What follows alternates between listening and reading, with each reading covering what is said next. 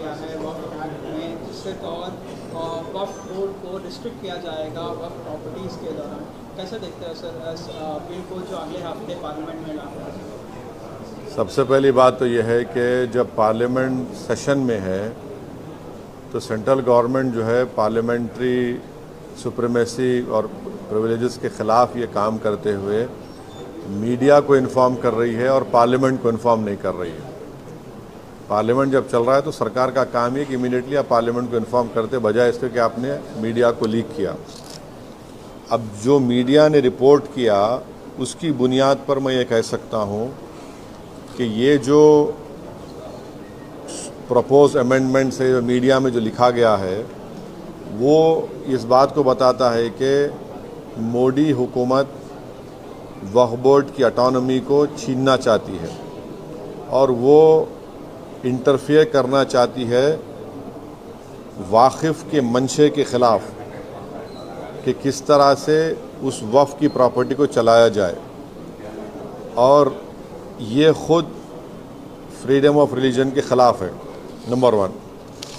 दूसरी बात यह है कि बीजेपी शुरू से वक्फ बोर्ड्स और वक्फ की प्रॉपर्टीज़ के ख़िलाफ़ रही है और इनका एक हिंदुत्व का एजेंडा है, आरएसएस का एजेंडा है कि वो शुरू से वक्फ प्रॉपर्टीज़ को और वक्फ बोर्ड को ख़त्म करने की कोशिशें करती रही हैं। तीसरी बात यह है कि अब जो मीडिया के रिपोर्ट्स के ऊपर मैं अपना ये रिएक्शन दे रहा हूँ कि एक बार किसी प्रॉपर्टी को वक्फ डिक्लेयर कर दिया गया तो हमेशा वक्फ रहता है।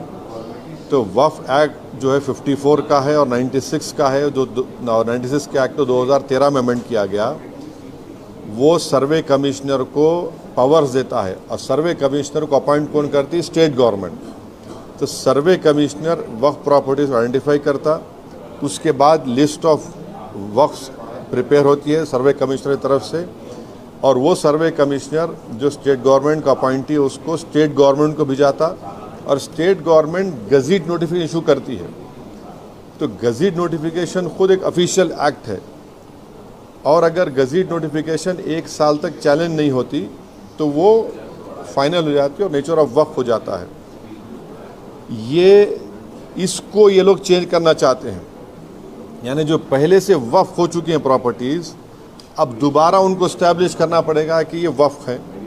ये इम्पॉसिबिलिटी है।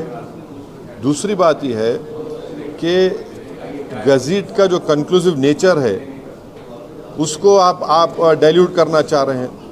माने अब कई लोग वक्फ की प्रॉपर्टीज़ में इंक्रोचर्स है, इलीगल तरीके से वहाँ पर है, तो इनको एक मौका मिल जाएगा कि वो वक्फ प्रॉपर्टीज़ को बोलेंगे कि हमारी प्रॉपर्टी है, वक्फ की प्रॉपर्टी नहीं है। और कोई भी प्रॉपर्टी में ये झगड़े होते कहीं ना कहीं, तो उसको एक एंक्रोचर्स को एक मौका मिल जाएगा। तीसरा न्यूज़ रिपोर्ट ये बोलता है कि अमेंडमेंट इन इस्टेब्लिशमेंट और कंपोजिशन ऑफ वक्फ बोर्ड। तो ये एक्ट खुद ये बोलता है कि हर स्टेट में एक वक्फ बोर्ड होना चाहिए और बोर्ड रिस्पॉन्सिबल होगा उसके एडमिनिस्ट्रेशन और मैनेजमेंट ऑफ वक्फ प्रॉपर्टीज़ के लिए।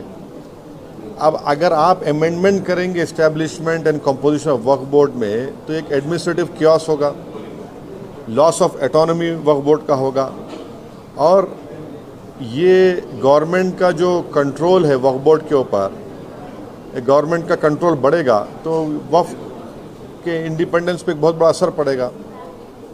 चौथी बात उसमें यह है कि वक्फ ट्रिब्यूनल्स है।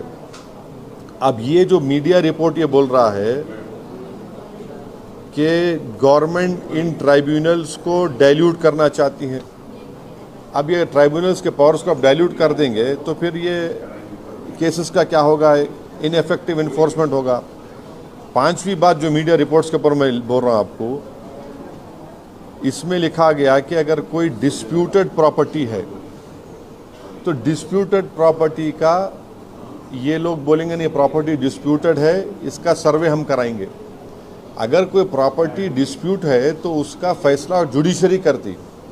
यहाँ पर मोदी हुकूमत डिस्प्यूट क्रिएट करेगी, उसका सर्वे कराएंगे। अब सर्वे एग्जीक्यूटिव कराएगा या सीएम कराएगा, या बीजेपी पावर बीजेपी कराएगी। अब जाहिर नतीजा क्या निकलेगा आपको मालूम। तो ये भी एक तरीक़ा है उस डिस्प्यूटेड प्रॉपर्टीज़ को डिस्प्यूट बनाना, पहले फिर सर्वे कराना उसका, और सर्वे में रिपोर्ट लिख देना कि नहीं ये वक्फ नहीं है। ऐसे कई मस्जिद दरगाहें हैं हमारे भारत में जहाँ पर बीजेपी आरएसएस ये क्लेम करती है कि वो दरगाह और मस्जिद नहीं है। तो जो पावर जुडिशरी का है वो एग्जीक्यूटिव छीनना चाह रहा है उसको। और एक बात जो मीडिया रिपोर्ट्स के मालूम ये हो रही है कि अब कोई कब्ज़ा करके इंक्रोचर है तो वक्फ बोर्ड को पावर है, उसके पावर्स को अगर आप छीन लेंगे तो फिर पूरा ये तो लॉस होगा वक्फ प्रॉपर्टीज़ का। अच्छा, उसमें एक और मीडिया रिपोर्ट में बात आई है, amendment to the process of Waqf board. ये जो वाकिफ़ होता है वो अगर मेरी प्रॉपर्टी में बोलता हूँ वक्फ बोर्ड को मैं दे रहा हूँ, मैं वक्फ कर वाकिफ़ हूँ, मुतवल्ली मैं रहूँगा किसी और, वो आप बोल रहे वो भी नहीं रहेगा। तो बेसिकली ऑल इन ऑल ये जो है ये पूरे इस तरह का, अगर ये मीडिया रिपोर्ट सही है तो मोदी सरकार ये चाह रही है कि पूरे वक्फ बोर्ड की प्रॉपर्टीज़ को छीन लिया जाए, इनको मुसलमानों से छीन लिया जाए। और वो थ्रेटन कर रहे हैं वक्फ की प्रॉपर्टीज़ का जो कंट्रोल है वक्फ बोर्ड्स के ऊपर, ताकि उसमें तमाम लीगल एम्बिग्यूटीज़ पैदा हो जाना, और इससे और वक्फ की प्रॉपर्टीज़ का नुकसान होगा।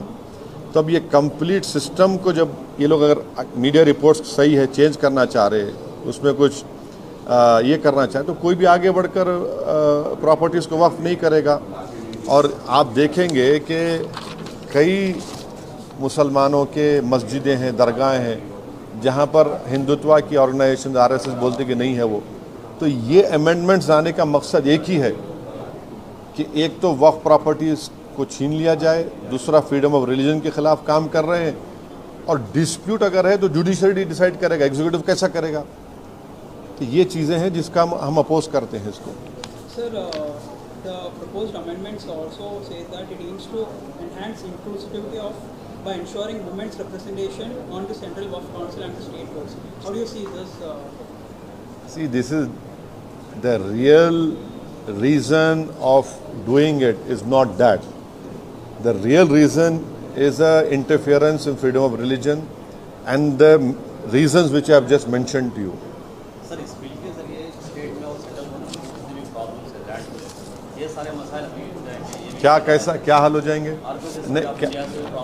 क्या हल? देखिए, उसमें आप मीडिया रिपोर्ट पढ़े, उसमें जो डिस्प्यूट है प्रॉपर्टी में उसका सर्वे कराएंगे।